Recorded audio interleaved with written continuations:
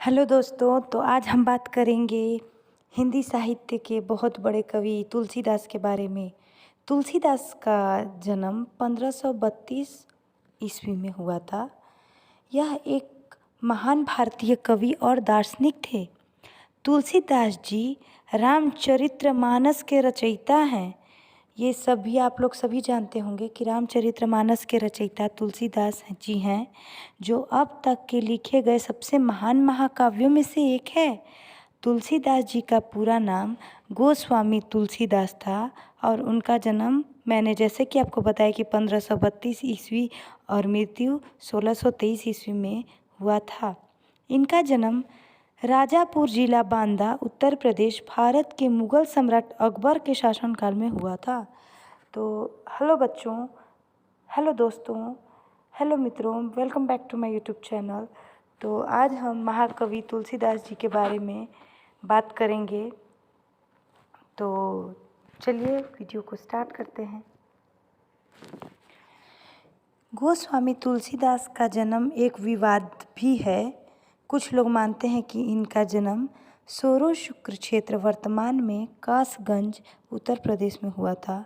कुछ विद्वान का मानना है कि इनका जन्म राजापुर जिला बांदा जो कि उत्तर प्रदेश में है वहाँ हुआ था, जबकि कुछ विद्वान तुलसीदास का जन्म राजापुर को मानते हैं। अब हम जानेंगे रामचरितमानस की रचना तुलसीदास ने किस प्रकार की थी। तो देव युग में उस वर्ष ऐसा दिन आया था जैसा त्रेता युग में राम जन्म के दिन था। उस दिन प्रातःकाल तुलसीदास जी ने श्री रामचरितमानस की रचना प्रारंभ की। 2 वर्ष 7 महीने और 26 दिन में यह अद्भुत ग्रंथ संपन्न हुआ। शुक्ल पक्ष में राम विवाह के दिन 7 कांड पूर्ण हो गए। इसके बाद भगवान की आज्ञा से तुलसीदास जी काशी चले आए। वहाँ उन्होंने भगवान विश्वनाथ और माता अन्नपूर्णा को श्री रामचरितमानस सुनाया।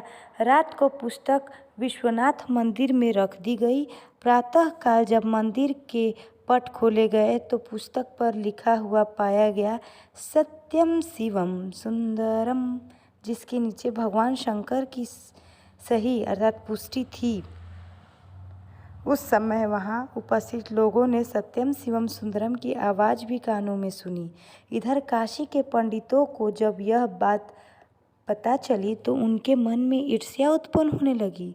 वे दल बनाकर तुलसीदास जी की निंदा और उस पुस्तक को नष्ट करने का प्रयत्न करने लगे। उन्होंने पुस्तक चुराने के लिए 2 चोर भी भेजे। चोरों ने जाकर देखा कि तुलसीदास जी की कुटी के आसपास 2 युवक धनुष बाण लिए पहरा दे रहे हैं। दोनों युवक बड़े ही सुंदर, क्रमशः श्याम और गौरवर्ण के थे। उनके दर्शन करते ही चोरों की बुद्धि शुद्ध हो गई।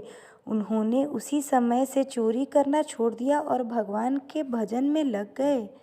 तुलसीदास जी ने अपने लिए भगवान को कष्ट हुआ जान कुटी का सारा सामान लुटा दिया और पुस्तक अपने मित्र टोडरमल, जो अकबर के 9 रत्नों में से एक थे, के यहाँ रखवा दी। इसके बाद उन्होंने अपनी विलक्षण स्मरण शक्ति से एक दूसरी प्रति लिखी। उसी के आधार पर दूसरी प्रतिलिपियाँ तैयार की गईं और पुस्तक का प्रचार दिनों दिन बढ़ने लगा। इधर काशी के पंडितों ने और कोई उपाय न देख श्री मधुसूदन सरस्वती नाम के महापंडित को उस पुस्तक को देखकर अपनी संपत्ति देने की प्रार्थना की।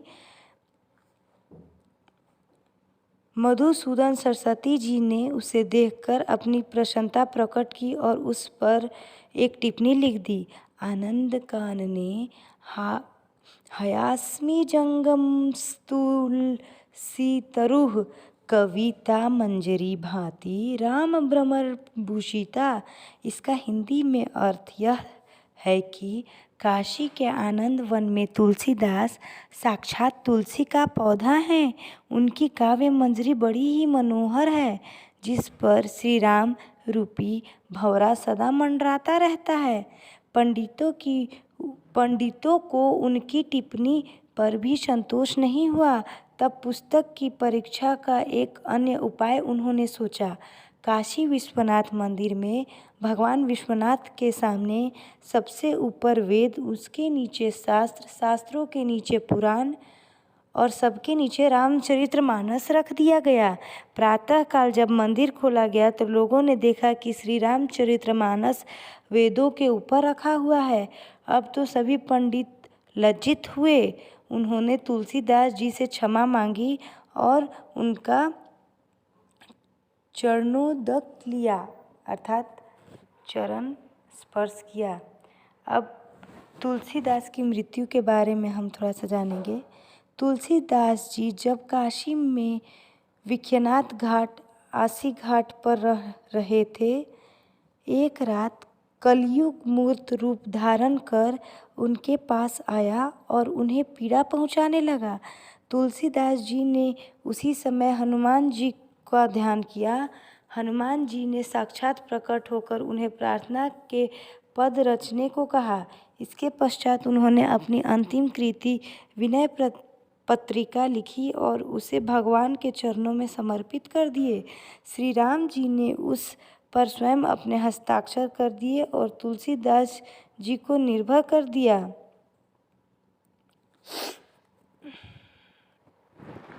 तुलसीदास जी की रचनाओं के बारे में भी हम लोग थोड़ा सा जान लेते हैं। तुलसीदास जी ने कई ग्रंथों की रचना की। गीतावली, कृष्ण गीतावली, रामचरितमानस, पार्वती मंगल, विनय पत्रिका, जानकी मंगल, रामलला ललानहछु, दोहावली, वैराग्य संदीपनी, रामाज्ञा प्रश्न, सतसई, वैरवे रामायण, कवितावली, हनुमान बाहुक। तो इसी प्रकार से उन्होंने कई एक रचनाएं की। तो आज का वीडियो हम लोग यहीं समाप्त करते हैं। और कुछ आपको अगर तुलसीदास जी के बारे में जानना होगा तो आप कमेंट बॉक्स में कमेंट कर दीजिएगा। मैं इसका पार्ट 2 भी बना दूँगी। Thank you for watching.